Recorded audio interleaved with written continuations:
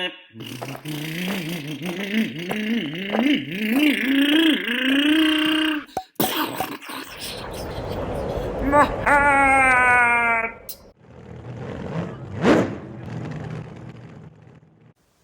I'm now going to continue with the rear bulkhead bag.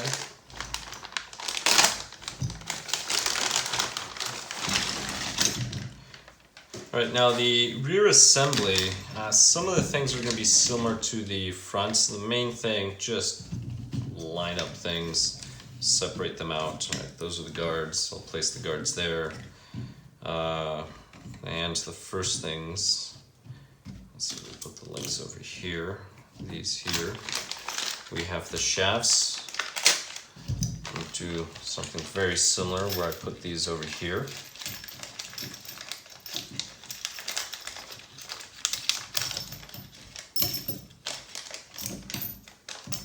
And to make sure not to lose any of these. Alright, we have bearings.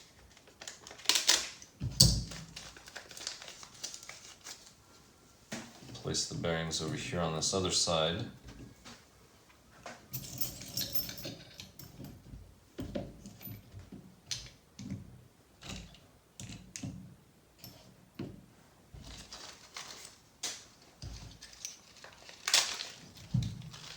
And the screws I will just place right in here, it'll be easier. And I'm going to group them up.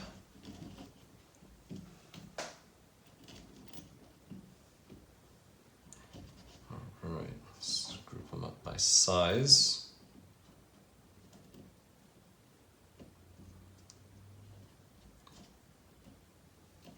And whenever you're building a kit, any kit, let's just say later on you decide to build a, say a more challenging kit, the time that you spend just sorting out the screws, it's going to be time that you're going to save. You will actually save a lot more time once you actually start building it. Because it makes finding the screws much easier. And that's the reason why whenever building a kit, you should spend the time and just sort everything out.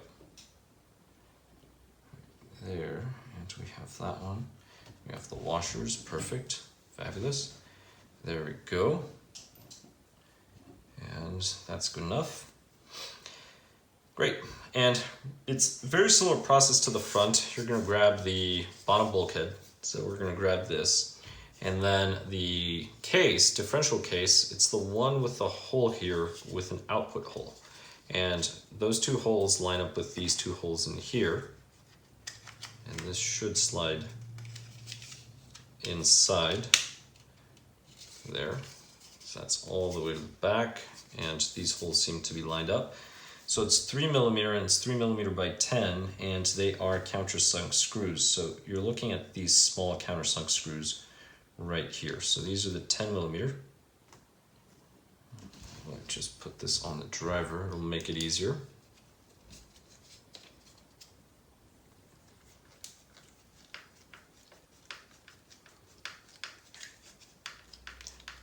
The nice thing about building your own kit is when things go wrong, something breaks down, since you built it, you already have an idea of how to disassemble it, because if you know how to assemble something, the process to disassemble is generally just the reverse. That's the reason why. The other neat thing is you have the whole build manual with all of these exploded views. Now, Traxxas, if you bought one of their RTRs, you can go on their website and find all of the exploded views. But it's going to be one large exploded view. It's not going to be a step-by-step similar to this. Or at least as of the time of this video, I have not found something that is step-by-step. All right. We're going to be using the large bearing. We're going to be using this gear right in here. So the bearing is just going to fit on the gear just like this. You do not need lubricant. Again, the gear should spin with the bearing. It shouldn't spin in the bearing. And this is going to just drop from the inside out, and the bearing, sorry, the gear will be loose, so keep that in mind.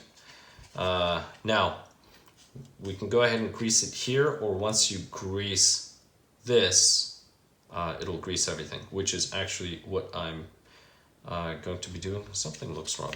Oh, I set this the wrong way. That's the reason why. Right, there we go. So this is the front, this is the rear. The shaft is going to go in through here. So you want this flat surface here. The inside, you should see the teeth. Now I'm going to drop this in here, and just like the front, the bearings are different sizes, so there's only one way it can go, and this is going to go on the right side.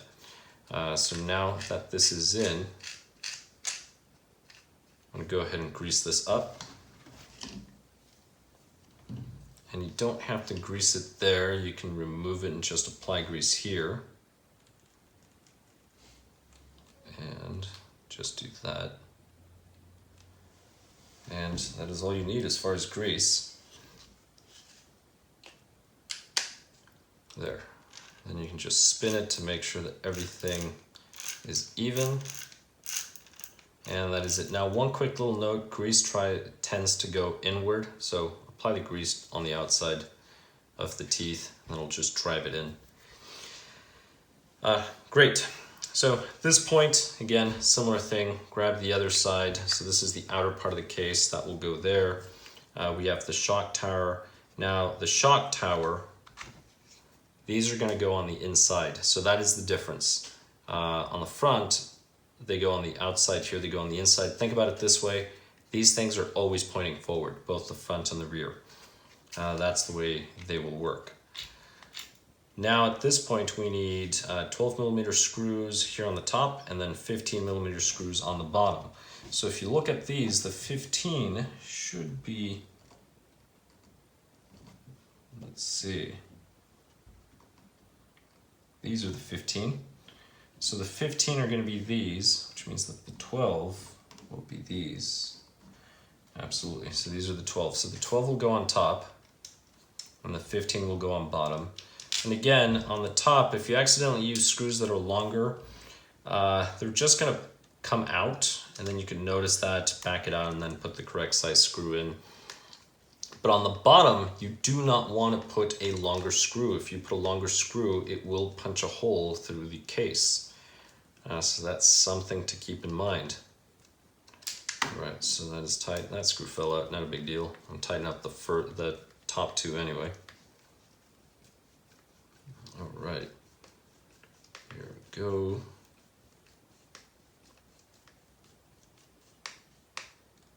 All right, that one's tight now. That one's tight. Start driving this one. Now, do not do a build with Allen wrenches, just buy drivers. Go ahead and get drivers, get quality tools. These drivers that I'm using are MIP.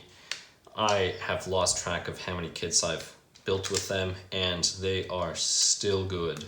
If you go with cheap tools, you're going to start stripping the tool and then stripping screws, which is the worst. If you do this with Allen wrenches, your fingers are just going to be hurting like you wouldn't believe. If you have power tools, you can use the power tools. Just remember that you need to be careful with how much torque you apply to these components. So that is something very important. All right, so we have those 4 screws there. So this little section is now built. So we can go ahead and move to this other side with the arms. Now the arms will be labeled left and right. And again, the rear right and the front right are the same. So this is facing forward. I will just grab this arm here. Remember, the letter faces up, and I'm going to drive the pin. If the pin doesn't slide smoothly, it's because the arm isn't straight. Well, it's at an angle, so you just wiggle it a little and the pins will fit. This is such a nice kit. Everything's already prepped. Look at the arms. You don't have to ream them or anything. This is really a dream kit for a beginner. All right, so now I can go ahead and set this here, and I will be using this component here. But something that I have to do is I have to install this, and this will go in here. This actually faces down, goes downward this way. The thing I find interesting though is, let me just double check the other pages. Yes, so it's not telling me to screw this, so maybe I don't have to install those screws in yet. So this is here. This one, this little shape points down, and usually I put the sharp side. So here when this gets cut, there's a side that's a little rounder, a side that's a little sharper. Sharper side I generally put toward the plastic. And that is it. So now, right, let's grab this. Based on what I'm seeing here in the picture, is that this piece? So it's interesting. Let me set this down for a moment. All right, so if we look at the bumper here, oh, I see that little tongue. That's this little component here, this little piece. All right, here we go. This is where it tells me to assemble everything. My eyes had not gone that far down yet, so let me go ahead and assemble that. So I'll need two 15s. These were the 15s I had said. And it's the button screws, so that will go in there. The bottom, so we'll hold this. So I'm just going to get that one started. Now I'm going to place this one over here, and I'm going to get this one started as well. And the other two 15s will go on the top. So I could get those started as well.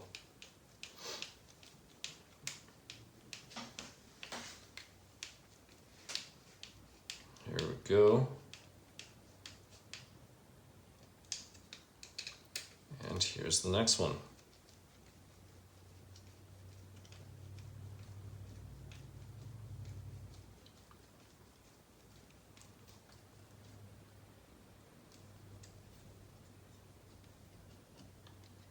And there it is.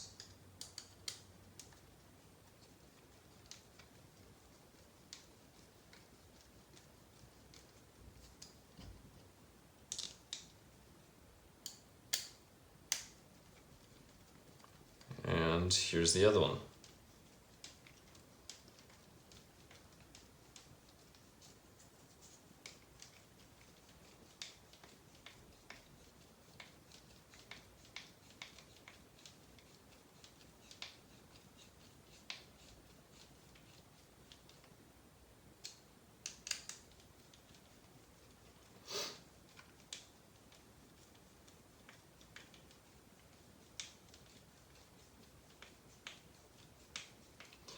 I find it easier to drive screws doing this, so as this hand goes this way, this hand goes this way. So if you're wondering what I was doing, that's what it was. So this just slides right in, and this part's going to hold the pins. So there it is. Now you just have to hold this in so that the holes actually line up, and you're going to use the countersunk screws, and these are the countersunk screws that I have. Let's see. Oh. It says 12 millimeter, but these are not 12 millimeter. Did I use the wrong screws somewhere? Maybe here, give me a moment. Maybe a little correction I have to do. No, this is it. Ah. Right, these are it. Not a big deal. Replace one, then I'll replace the other one. So you do have to be careful with this because you can't punch holes through the case. Luckily here where I screwed up, not a big deal. So here, this is the 12 millimeter. It is a 12 millimeter. This one will go in here. Now based on how this is driving in, the 10 millimeter would have worked. But it's better that you use the correct one. There's 2 millimeter, that 2 millimeter difference could make the difference between whether or not you take a hard enough hit that strips it or not. So as now I can go ahead and install this one.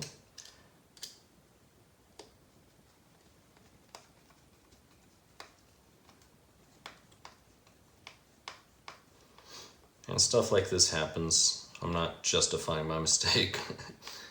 I guess you could say I am, because I'm saying stuff like this happens. But it does, don't worry about it. Well, sometimes you need to worry about it a lot. Here, luckily it wasn't a big deal.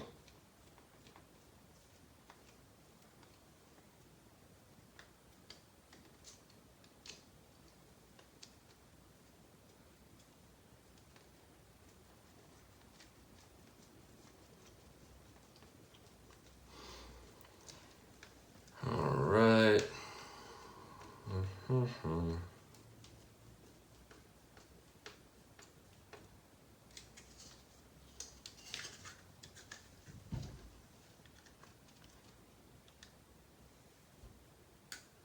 And we'll do this.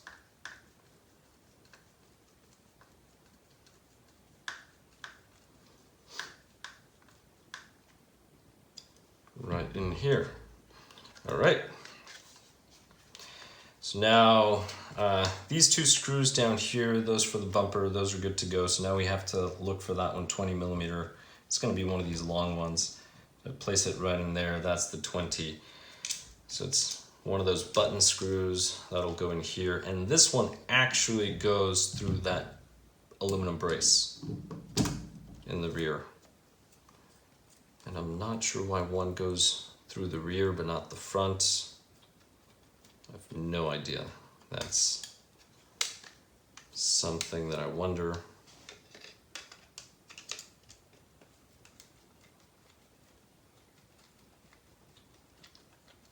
All right.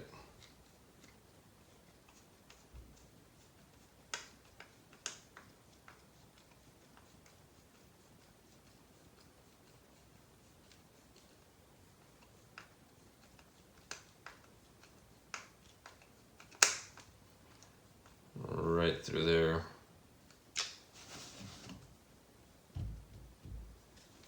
All right, good. So we have that, we have these. Now we're going to use the 20 millimeters. So these are the other 2 millimeters, 20 millimeters that we need. Just double check. All right, everything is good. And these will slide right through these front holes, right in there. Just press them in, that is it. And now we can just drive them in the rest of the way.